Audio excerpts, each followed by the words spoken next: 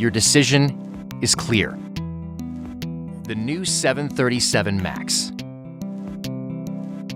The 737 MAX is the latest, most sophisticated model yet. Now, an urgent safety directive affecting all 246 planes. The federal government was under public pressure for days, having watched China, Europe, and today Canada ground aircraft. Boeing knew about a flaw with its 737 MAX plane and did nothing about it.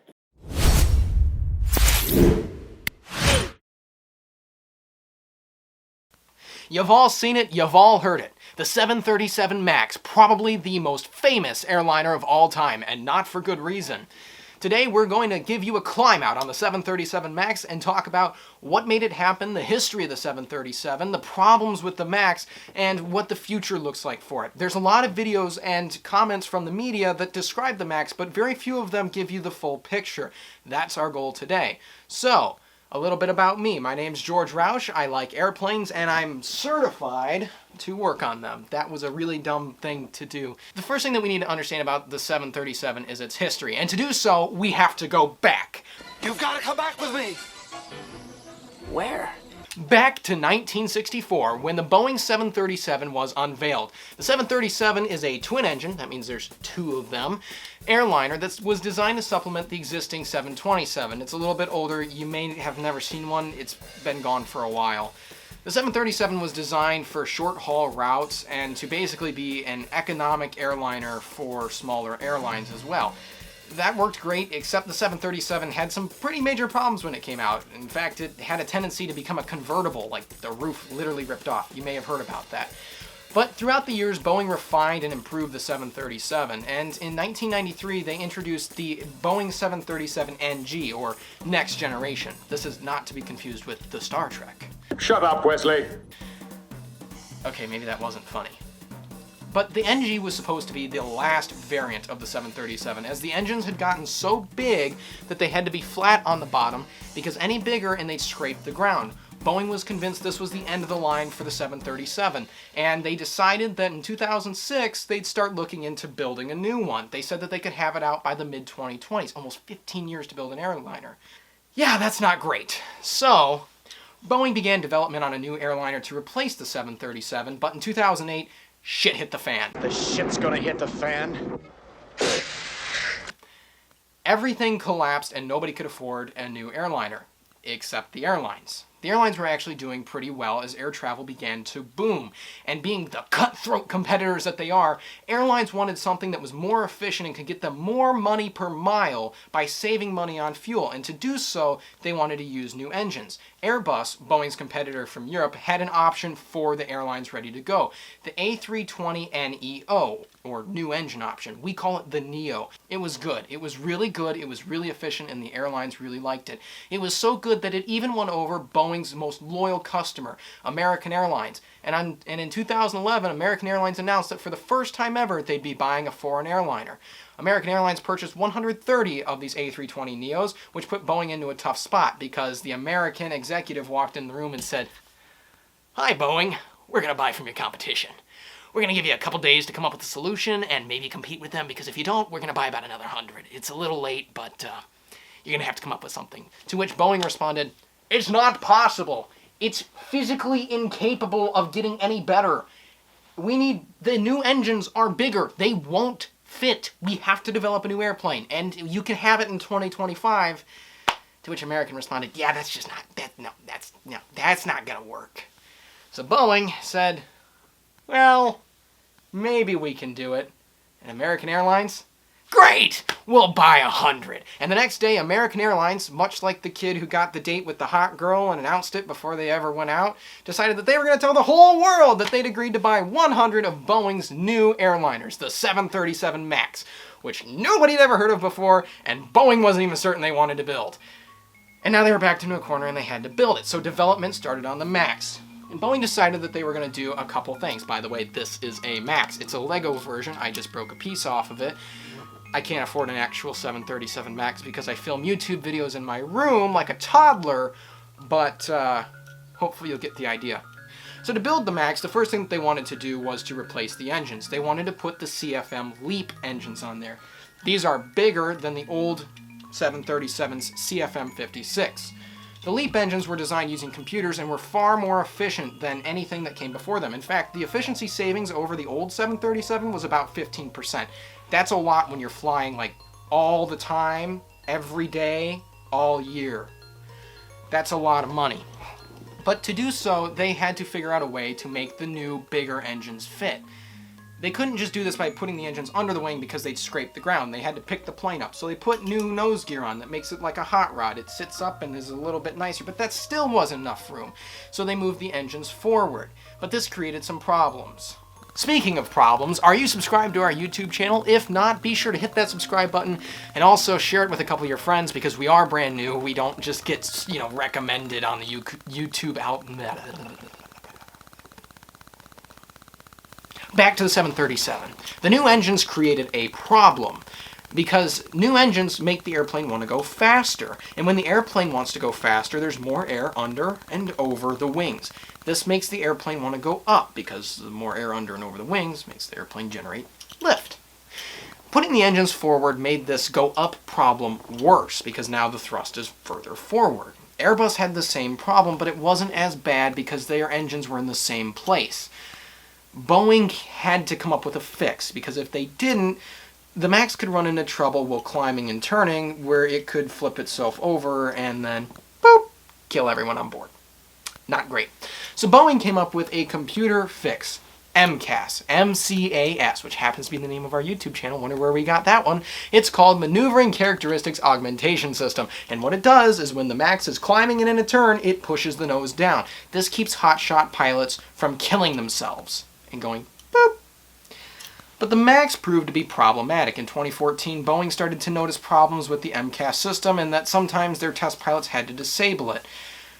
Boeing even kind of let slip that there were problems with the MAX by offering to airlines in 2014 to sell them a different airplane in place of the MAX, and at $120 million a piece, that's a pretty big offer. Yeah, oh yeah, this airplane is over $100 million. I broke the wing off. But this didn't happen because Boeing had another problem. Commack, the Chinese aircraft manufacturer, which was owned by the Communist Party, had been stealing both Boeing, Airbus's, and their subsidiaries' data for the last 3 years and using it to copy an Airbus and build a competitor to both the Neo and the MAX. This would threaten to put Boeing and Airbus both out of business. Commack was going to have their plane ready by 2017, and Boeing wouldn't be able to have a replacement for their faulty MAX until 2030. So Boeing decided to just kind of let it slide under the rug and have the airplane out by 2017, when the Commack plane was supposed to be out. Boeing decided that they absolutely didn't want MCAS to be a problem, and they decided to just kind of, we're just going to figure that one out later. Which wasn't really a great move, but they didn't think it would be that big of a deal because pilots could very easily disable MCAS. There's 3 wings. When you're sitting here flying the airplane, you have a couple buttons here. This is your electric trim. If you touch this, it disables MCAS. There's also a big wheel down here. If you touch that big wheel, it disables MCAS. And if neither of those work, which they will, there's also 2 buttons back here, or 2 switches. Disable those, and MCAS goes off. Boeing test pilots were very quickly able to rectify the problem and not really cause the airplane to crash. That was fine for experienced pilots, but as Boeing 737 MAXs started being delivered, they were delivered to places that didn't have such competent airline pilots, like Ethiopia and Indonesia. And unfortunately, this became a major problem in 2018 when an Indonesian Airlines flight was taking off with a faulty sensor. Boop. It was really bad. Almost 150 people died on board that flight. And the final accident report said that one of the sensors on the nose of the airplane, the angle of attack sensor, was serviced here in America and serviced wrong, and because it was wrong, it made the airplane think it was in a climbing turn. The pilots, fully unaware of MCAS, didn't know how to disable it, and because they had been poorly trained, they didn't know to trim the aircraft. And trimming the aircraft, by the way, basically just adjusts the way that it naturally flies. So when it's straight and, when you're just like not doing anything, it's like, does it go up a little or does it go down or does it go straight, without touching the controls. Had they trimmed the aircraft, the plane wouldn't crash, and Boeing and the FAA both figured that the easy solution was just to tell people about it, and the FAA was pretty pissed at Boeing, but, you know, it was kind of understandable why they didn't tell the pilots, because if you tell the pilots about a system that's helping you fly the airplane, hotshot pilots with a little bit of experience, and not enough experience, might decide to flip those switches, turn it off, and then, boop! Boeing took a little bit of hell, and the FAA released an AD, or Airworthiness Directive. This basically required all pilots to be trained in how MCAS works so that it didn't become a problem. All American pilots were required to read this before flying a 737 MAX. Unfortunately, because Indonesia was not in the United States, and surprise, neither is Ethiopia, they weren't required to have these documents with the airplane, and they weren't required to make their pilots read them. They would have been if the United Nations, ICAO, had taken steps, but they didn't, and none of the countries did. So in 2019, unfortunately, boop, another one went down.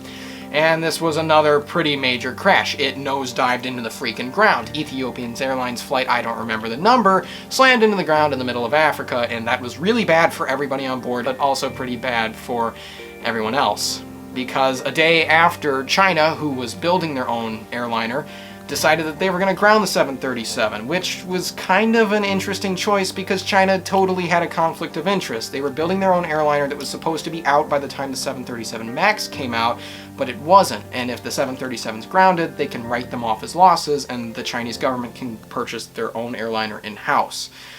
But China, being a major country, persuaded all of these smaller countries to also ground the MAX. Indonesia and Ethiopia very quickly followed, along with other countries in Africa, and a day later the European Safety Agency, they also grounded the airplane, and so did ICAO, which had previously taken no action. So now the airplane was grounded pretty much worldwide, and the FAA at first didn't do anything, because they were very clear, we've already addressed this problem.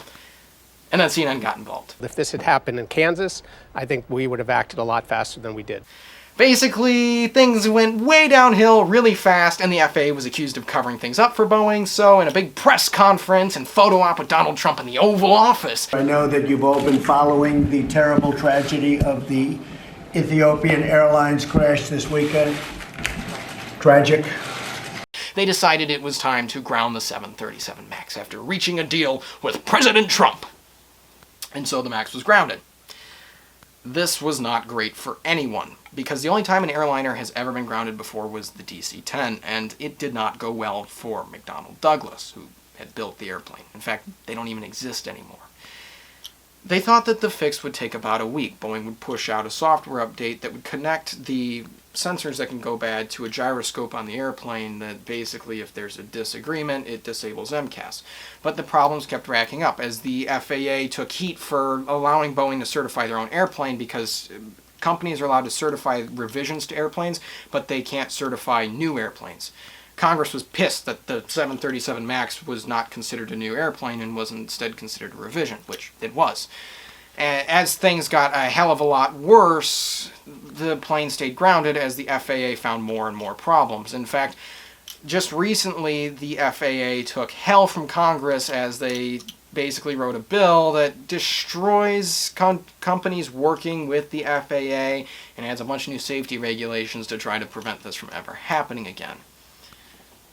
After more than a year of being grounded, the 737 MAX is the most rigorously inspected and tested aircraft ever, and I guarantee you that if it ever flies again, it will be safe.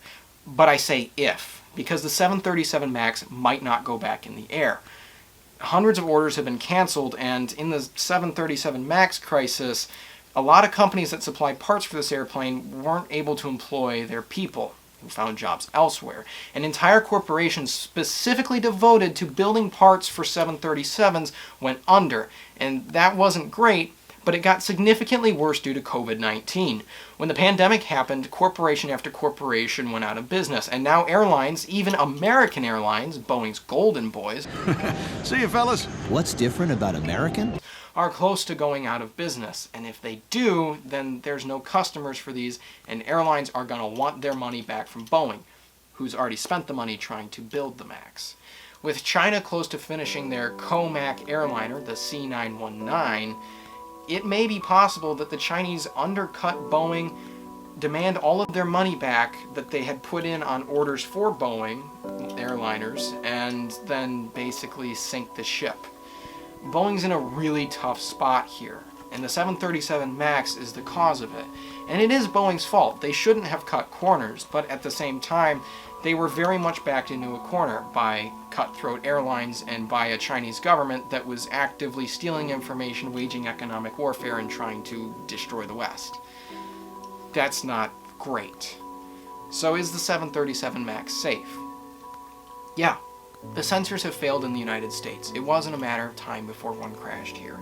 Our pilots are capable and competent of flying them safely, but they shouldn't have to know how to stop an airliner from killing itself. The airliner shouldn't want to kill itself.